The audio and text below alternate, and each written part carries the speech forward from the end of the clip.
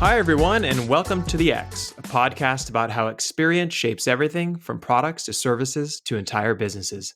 I'm your host, Brian McLean, and I'm here with Demetrius Madrigal. This is another bonus episode, and I promise this is the last one until season 2 begins after the new year. But today we want to talk about the hugely profitable and exciting world of streamers, influencers, and YouTubers, and where we think things will go in the next decade. Hey, Dee, good morning. How are you? Doing good, man. How you doing? I am doing great. I'm actually really excited about this episode. We're in the middle of the holidays here, and I think people are going to enjoy this one before we jump into season 2. Before we jump in and just start talking about all these things, I was hoping maybe you can explain the terms a little bit that we're going to be throwing around today. So, streamers, influencers, and YouTubers, just to kind of level set and make sure everyone's on the same page. Sure. So, I mean, they're all basically the same thing. What it really implies is that the base term is influencers, and influencers are anybody who has kind of the power to promote. Anybody who has an audience that when they discuss a different product or brand of any kind, it has a potential to help with promoting that brand. Now, streamers are a subset of influencers, and it just implies that they are doing so primarily through streaming. And that's meaningful because streaming requires a certain kind of skill set. So you have to be good live in order to be a good streamer. And then you have YouTubers, and streamers can be YouTubers because you can stream on YouTube. Where it kind of originated was more from prepared videos. So those could be montages or live comms or live commentaries or other kinds of content that before live streaming became pretty common was the form that things would take on YouTube. So people would record the videos and upload it because the technology and infrastructure wasn't really ready yet for streaming live. And it's also is a little bit of a different skill set. You kind of have to know how to generate content, how to edit things together. There's just a different level of skill involved. Yeah, and you and I, we've been doing a lot of research in this area. We actually started doing it just personally, like you and I were just interested in it a few years back. And when we were kind of digging into influencers, one of the things that really became apparent is like how long this has been going on.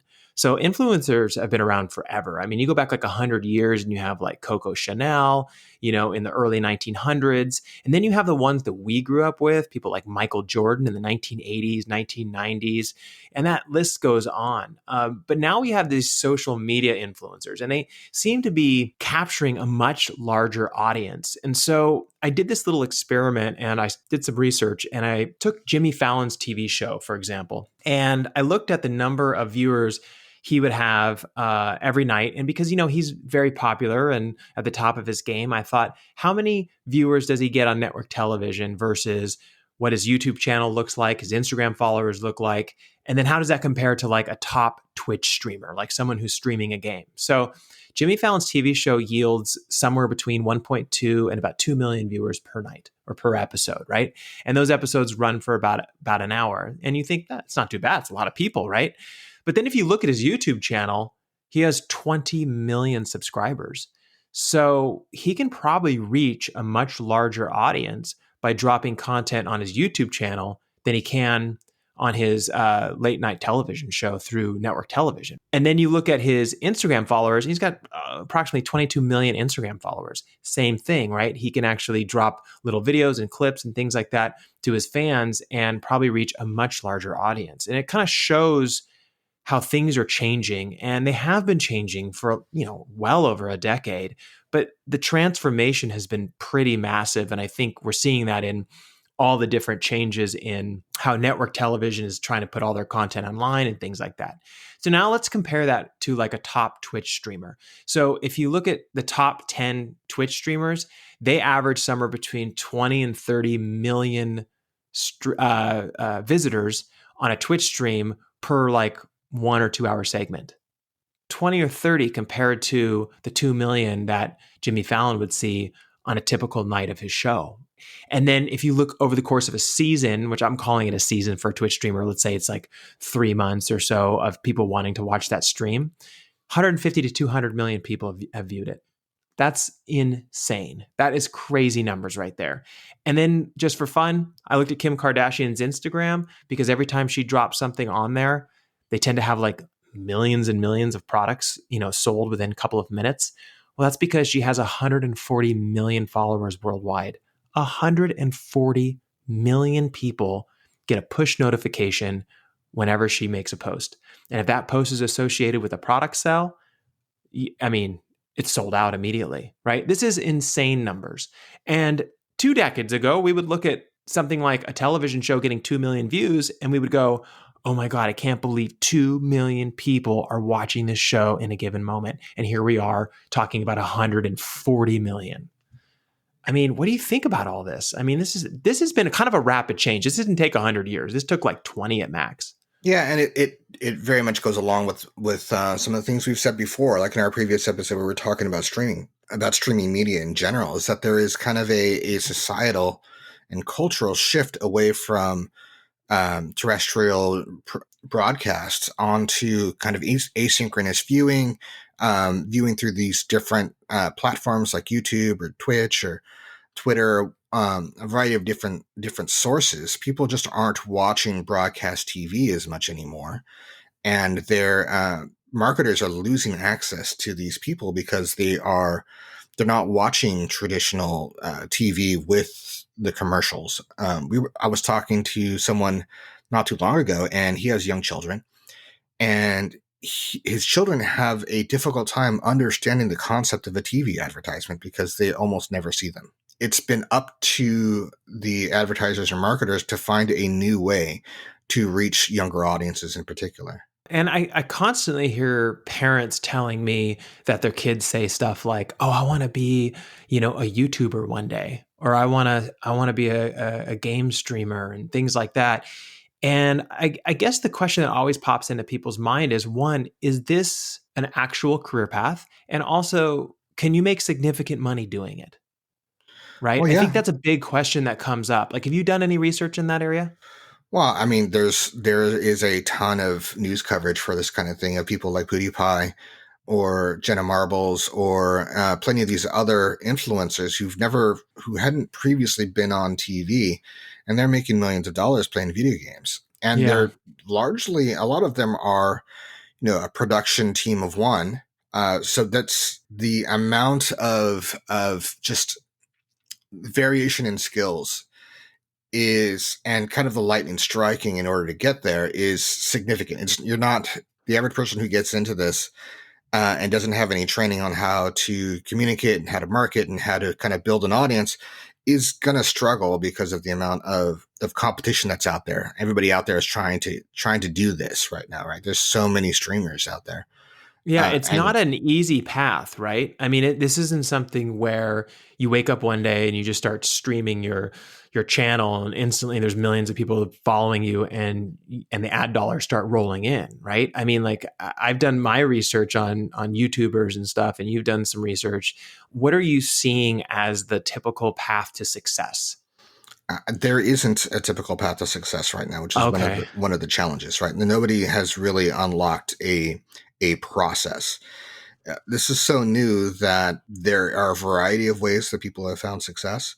Part of it Uh-huh. is just making sure that you are streaming the content that is meaningful to people in that moment. So if you are a Call of Duty streamer, let's say, and Call of Duty starts losing traction within the space to Fortnite, then you better start moving quickly, otherwise you're going to be left behind. It's the Hmm. same thing with a lot of in the gaming space, right? It was Call of Duty, and then it was Fortnite, and then it was Fall Guys, and now it's Among Us, and things move quickly. So a lot of the best brands, the best influencer brands out there, have found a way in order to kind of build an audience and then stay relevant, right? Like PewDiePie, for example, is not necessarily associated with a single gaming platform or franchise, where you have someone like Drifter who is much more associated with Call of Duty specifically. So it's important for him for that franchise to do well in order for him to continue to reach his audience. Yeah, but didn't you tell me when you were doing a bunch of research on Drifter, you had watched a couple of his streams, and in one of them he talked about his education and his background and stuff like that. He's not. He's very well educated, right? Like this is Yeah, someone that has like an Drifter's MBA a or something, very right? interesting case. And I've watched his videos. I was playing Call of Duty quite a bit. I set a goal for myself. I want to be good at Call of Duty. I think it's a very difficult game, especially in multiplayer. And these YouTubers like Drifter were a fabulous resource for getting better at the game. So one of the things I liked about Drifter was that he's quite intelligent. We'll have entire episodes or YouTube videos talking about kind of what it is like and what it takes in order to be a successful YouTuber. So there's I remember I watched a like an hour long video that he put out that was all about how what his business goals were for that year. And part of that was managing his sponsorships, because apparently sponsorships take up quite a bit of time and effort. You have to negotiate what the sponsorship form is going to be, what your competition is going to be, what they are going to get in return as far as sponsored content.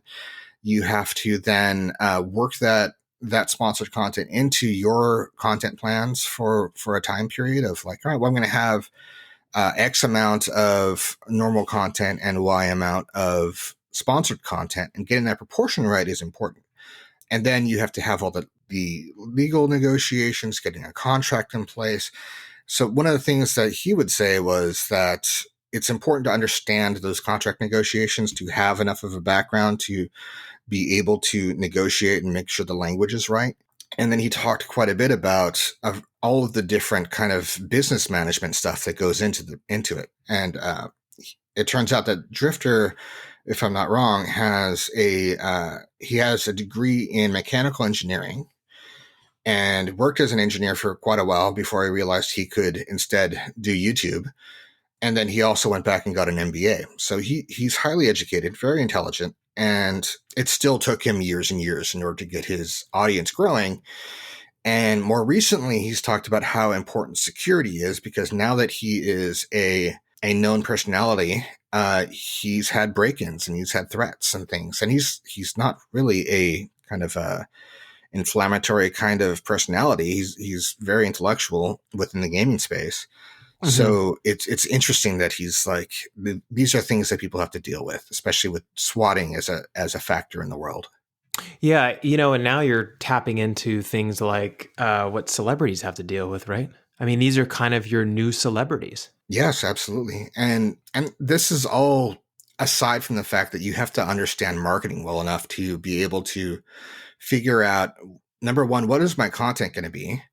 Number two, how am I going to name and promote and create thumbnails? And I've got to run different social media accounts in order to promote my content. You have to be kind of a business manager and a marketer and a product person and create content. It's a one-man show a lot of times, and it requires what we would expect multiple teams working together within a large company is just one person doing all of those jobs at once. Yeah, and it's pretty amazing. I mean, I did a little research as well on a couple of different channels. So one of the channels that I follow all the time is Jamie O'Brien's channel, and he's a pipeline surfer in Hawaii. And what I thought was really interesting is like he has traditional sponsors like GoPro and Red Bull and a couple others, but he now has like I think about 500,000 subscribers on his channel. It's a really great channel. It's a lot of fun, kid friendly, and everything. And he's made an area, so the North Shore of Oahu, famous. I mean, like everywhere he goes now, everyone's waving and yelling at him and they love him. And because he does all these fun things in the water and kind of shows people how to enjoy their life and really enjoy these areas. And it's kind of shocking because originally like he would do films and shows and things like that under certain sponsors, like Red Bull would make a film about him and some of the surfing he's doing and that kind of stuff. And then in an interview he said one day he realized like I have other things I want to do and I think people would love my content. So he got his best friends together, and one person handles some editing and the other person handles some filming in the water, and then he'll use his GoPros when he goes out. And they were able to kind of build their own production, their own production studio, like living on the North Shore of Hawaii, and are sustaining a lifestyle that way. And it became very clear to me, like especially after watching his channel for a while, that if you do it right and you have the right content and your market, you know who wants to watch your channel, is you could build a lifestyle around it and do really, really well and not have to be working for a studio or something like that in order to produce really high end content these Yeah. days.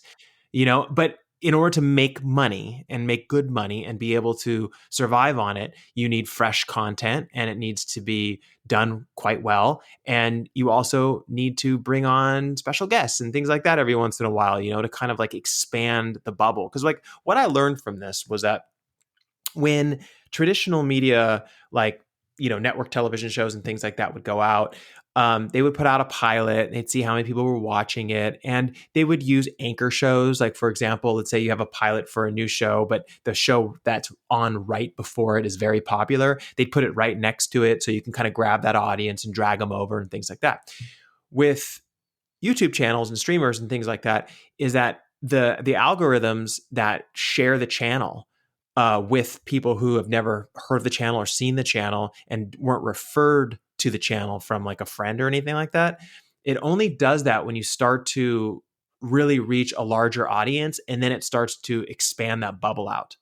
So in order to be successful, you really do have to own your own little space first, and then that little space becomes bigger over time.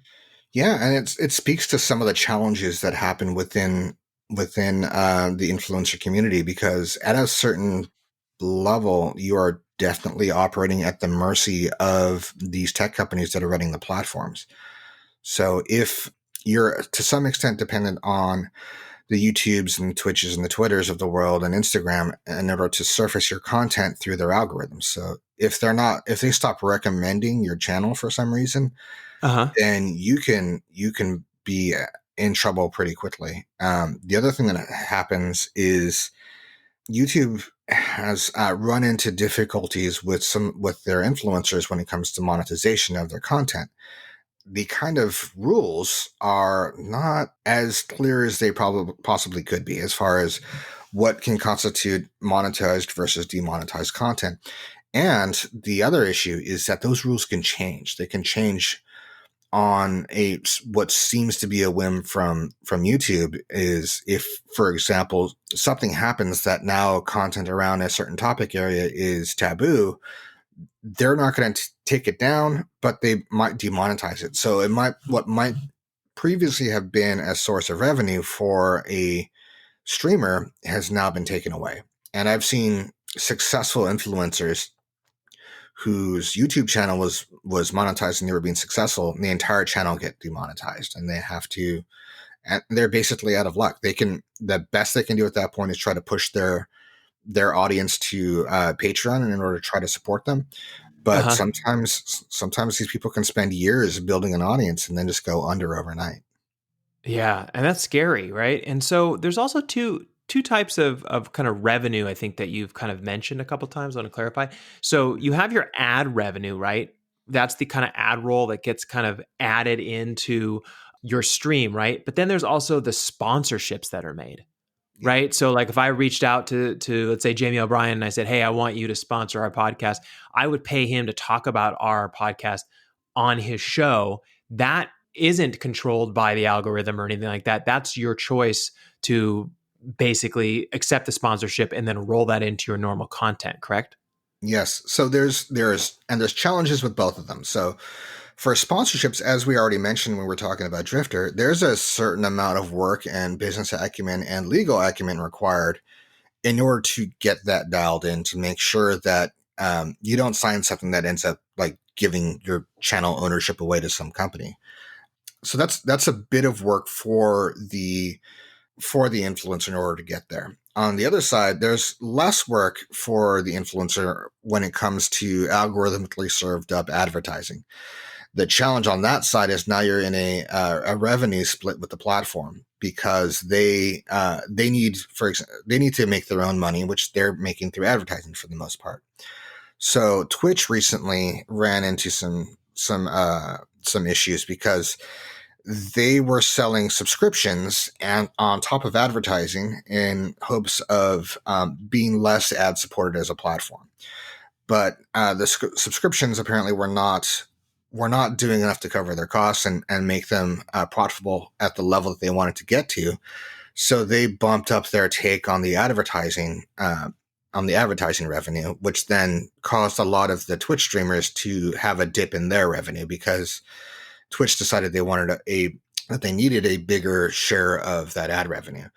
So these are all things that are causing some headaches for sure for influencers around, how can I have a predictable source of revenue in order to keep the lights on and pay my bills, especially for people who aren't massive and making huge amounts of money. So, I mean, when you look at these numbers, right? The amount of money people are making, as well as the amount of kind of influence they have over product, as well as the number of followers they have and things like that. When you think about traditional media, though, like your normal, like, Channel 7 shows or whatever it is, or cable television shows, Mm-hmm. are we just kind of in still the beginning phases where we're going to have to transition all of that stuff over to more streaming platforms? Or just, I mean, here's what I'm saying. Basically, I live in Silicon Valley, and I really don't know anyone who still has normal television. Okay, and I know that might be outside of the normal. I don't really know for sure. But here, pretty much everyone either uses, Apple TV, Roku, something like that, and then they just find the channels they're interested in, whether it be ABC or NBC, or they use Hulu, or they use something else that streams that content to them when they want it, how they want it. Okay. Do you feel like, because that is rapidly growing and because the financial models look better for those approaches right now, that eventually the standard, like, I have a television, I turn it on, and then at like 5 o'clock, the news comes on, all that stuff is just going to disappear in the next decade? I think everything is going to move in the direction of influencers. Absolutely. Part of that is just because that's where the audience is. They're moving away from advertising based live broadcast, terrestrial broadcast, like watching. There's very few live events outside of sports that are drawing audience anymore, and that will continue to accelerate as we go forward. And if you're watching, one of the draws for Netflix relative to just watching something on TV is that there's no advertising. You now have, if you're watching an hour long show, it's an hour of content. It's not, 45 minutes of content and 15 minutes of advertisement.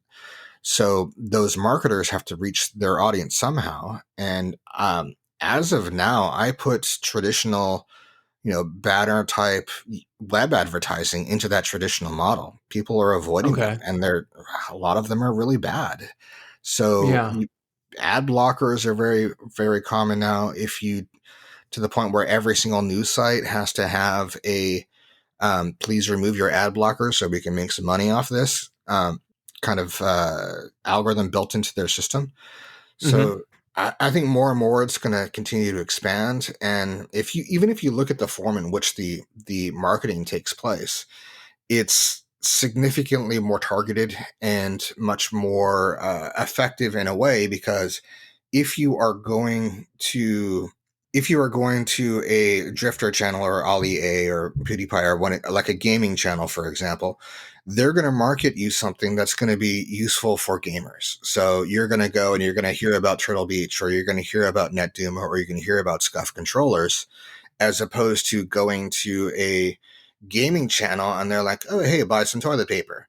Like, it's not relevant to the content as much. So Hmm. by its very nature, even before you get into some of the target marketing that is causing havoc over at Facebook, you're getting a form of baked in target marketing because the audience is there for that reason to begin with. So it's, in that sense, the marketing is a bit more has a relevance built into it. It's coming from somebody that they like and they trust. So the influencers are having their influence on the user, and it's also has KPIs built into it, because how much what your reach is, how many viewers that YouTube video is getting.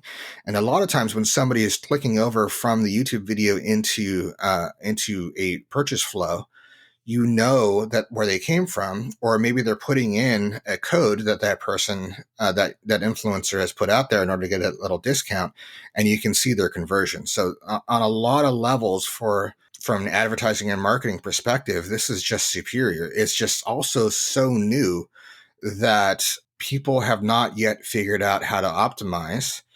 And when they do, they still have to get the influencer on board in order to continue to optimize. Yeah, is there any benefit to the influencer wanting to get acquired and be part of a larger conglomerate? Right? Because I don't really see the value too much there, right? So, like, if I'm making $30 million a year as an influencer with me and three other people working together, I don't see how, I don't know, some network production team wanting to make an investment to purchase me or the rights to me has any value unless they're just dumping a ton of money on me, right? Well, it depends, right? So if you are, there are influencers in the firearm market, for example, right? And they have run heavily into what I was saying before, as far as demonetization and just being kind of at the mercy of the platform. So YouTube decided that they weren't going to try to monetize firearm channels anymore because they just seem to want to sidestep the whole issue, which makes perfect sense, right? They don't want to put their brand at risk in order to profit off of something. They still allow them to have access to the platform. They still have their reach, but they can't monetize directly. So this is one of the things. If you are to, and this hasn't become commonplace yet. I don't know anybody yet who is openly just an employee of a or been acquired by a corporation, but I think it's coming. I think it will be common in the future. I think people who are very successful will not need it and they will just remain independent. But people who are kind of on the cusp, who are worried about demonetizing, who are worried about losing their reach because of algorithmic changes, this can take out the guesswork. This can say, right, you're going to be an employee, but you know that you're not going to have to shut down and go get a job somewhere. We can guarantee you that you're going to have a platform, that you're going to have income, even if you get demonetized, that you might have to work within certain corporate rules, but we'll know that you can continue to be an influencer for the foreseeable future. And I think there's quite a few people who will jump on board for that. Yeah, and the other side of it too is simply licensing of content, right? We saw that with Joe Rogan, right? I think his deal was, I think they said around $100 million to license all of his content and his future content for X number of years. I don't know what it was, three years or 5 years or something like that, where you still own the rights to everything. You are not part of their company. None of that. They simply license it so that they can keep it and use it and promote it and all that kind of good stuff.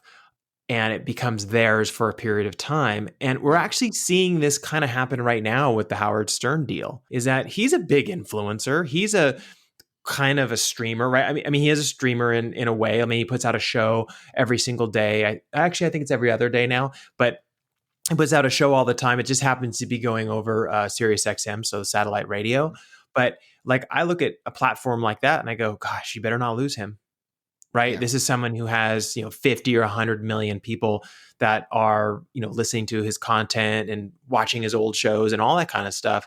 But they are kind of tied to him in that way, right? Like if he disappears, then he can easily go home and turn on his computer and just start streaming from home, and everyone who was on the previous platform will move over to the new platform. So Yeah. it's an interesting time with that stuff. To your point, I think that in the future is going to take a form that it kind of echoes what we know from the past, right? So you have within that three different levels of influencer, right? You kind of talked about what I would consider the mid level, which is the Joe Rogan or the Howard Stern example, where you're independent but you are signing an exclusive agreement, right? So they are doing very well. I think at the higher level is going to be kind of the Oprah type, where you are so big that instead of you signing an exclusive agreement with somebody else, you're basically starting up your own massive corporation. Yeah. And then you're going to have at a lower level kind of the people who end up being kind of employees within that organization, or and those are kind of like the Rachel Maddows or the Tomi Lahrens or those kinds of people who are, they're influencers and they are putting out content, but they're doing it under the umbrella brand of a company. Yeah, and I guess it just depends on what you want, right? I mean, so someone like Joe Rogan, I think I heard him say like he didn't really want to give up his platform and everything that he built, with his team and all that stuff. So the only option that was on the table was licensing, right? Yeah. Where some people, they get tired of having to run their own business and, have employees and all that other stuff, and to get a huge deal with a big network and be able to do what they want to do every day and still get paid for it in the way that they were getting paid before just feels good, you know? Yeah. Well, there are a lot of people out there who are making a living off of a few 100,000 or a million subscribers. Not all of them get to that Kim Kardashian level where they have 140 million followers. Or The Rock now I think has the record on Instagram for the number of followers now. There's a Yeah. lot of mid-level people who are making a living and doing pretty well for themselves, who might look at this and decide that this is a path that makes sense because it provides security.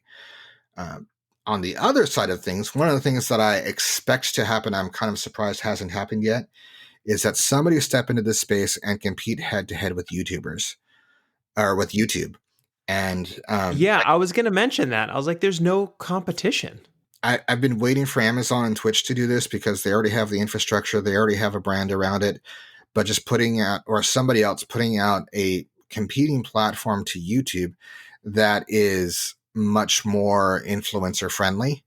Uh-huh. And then I think it can get a lot of people over. And there are, I think Microsoft actually had something similar to this and they shut it down.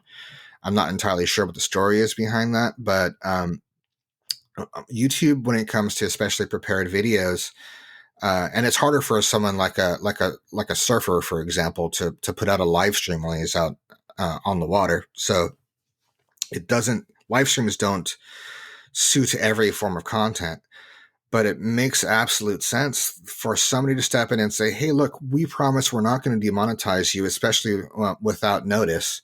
We're not going to bury your content within our recommendation engine, and we're not going to reduce your reach or start removing your videos without some kind of a notice or communication or something like that. Just being a little bit more friendly to the influencers and start to pull some people over. But it hasn't quite happened yet.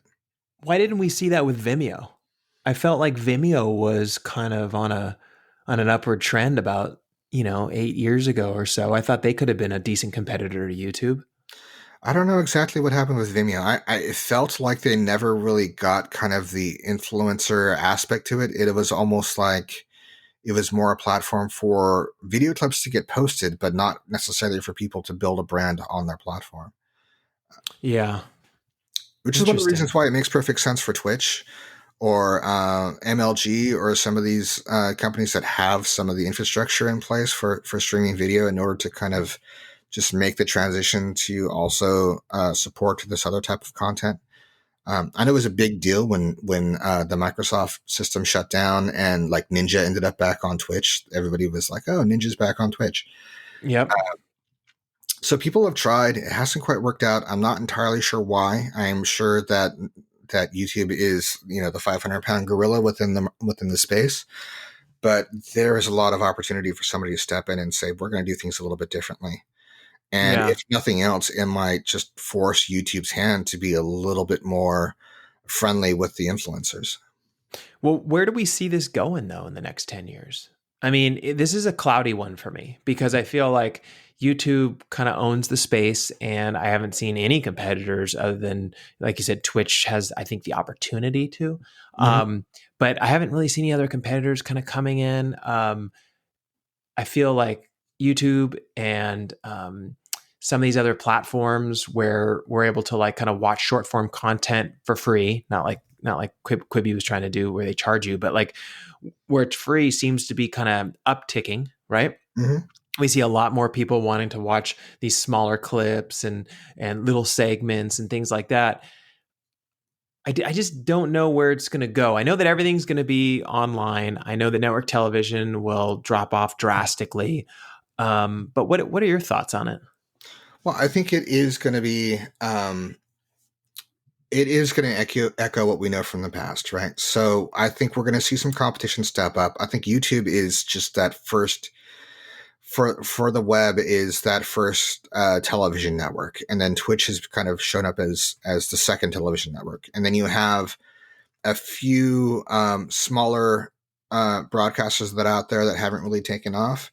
But I think we're going to see some more step in and be active within this space. I think we're also going to start seeing some kind of corporate infiltration. We're going to see the exclusive agreements where it'll be, hey, so and so, we want you to only stream our content and our games. So that might be, somebody who's only streaming Blizzard, or somebody who's only streaming Activision, or somebody who's only streaming EA. Instead of jumping around to different content, but they're going to be kind of bought and paid for promoters, and that has to be open and report and made aware. The viewers and the public have to be made aware of that. I think we're also going to see some of these groups some of these different influencers come together and form kind of Interesting. a form of a trade association or a union or something along those lines, where now instead of just somebody being completely on their own, they know each other. They get together, especially at conferences. You'll see them like, hey, I'm out here with so and so, and we're doing this or that. Or they'll do crossover promotions where somebody will be a guest on somebody else's channel. I can see them entering into kind of a relationship with each other, forming up channels or businesses with 3 or 4 of them together in order Yeah. to have better bargaining power or better reach, or potentially even a competing channel to YouTube or Twitch coming out of one of these unions between multiple influencers. Yeah, it actually makes me think a lot about Bon Appetit and everything that happened this year. I don't want to go into all the details because I feel like people can kind of research it and everything, but there was a big shakeup at Bon Appetit, and we saw almost all of these chefs that were streaming for the Bon Appetit show on YouTube just disappear overnight. A lot of them would quit, different things like that. And the first thought that came to mind was, okay, everyone already knows them. Why don't they all, because they were all friends, right? Why don't they all get together, start up their own company, and just start streaming all of their shows? Like doing their own thing. Because Yeah, what people were following was not Bon Appetit. People were following the personalities that were on Bon Appetit, right? They were amazing. And so if you brought them all together and started doing their own shows on YouTube, I think it'd be hugely successful. And that's I kind agree. of a point to make with all of this, right? Is that it's not always about the brand like it was in the past. Now it's about more about the personality and the individual, right? Is Mhm. like we hunt down the individual and want to hear what they have to say, or we want to, watch their videos, but we're not watching, for example, videos from ABC because they're from ABC. We're watching it because there's something compelling on there and it happens to be a person, right? Yeah, So YouTube there's a huge enables those people to benefit. do that. Like, it's like normal commercial advertisements versus the Super Bowl commercial advertisements. Those Super Bowl ones are actually entertaining, and you enjoy just watching them because they're entertaining. That's why some people will watch the Super Bowl just for the advertisements. That is the analogy here, where instead of it just being, go out and buy, paper towels, we're going to provide you a entertaining experience that also happens to promote paper towels, and that's one of the evolutions of the advertising Agreed. approach. Yeah, I will yeah. make one other prediction that I don't know that anybody else has made yet. I Ooh, think you're going to ooh, ooh, see, exclusive. Wait for it. yeah, Exclusive. This is a big so exclusive. All right, go. some exclusive content. You're going to see some educational changes within the universities. You're Mm, going to see basically an influencer education track within some of the universities that might grow out of some combination of the RTVF and the marketing and advertising departments, where you can go to, I don't know, Stanford University, and they will have a program on how you can become a social media influencer. I think that's one of the things that is going to happen in the future, because right now it is so cobbled together, and the people are largely kind of disintegrated, that eventually it will start to pop up a formal education track. interesting. They might already even be doing that, and we're just not aware of it. They very well could. I mean, but it is. You think about the skill set that's involved. Is you have to know how to create content. You have to know how to market your own channel.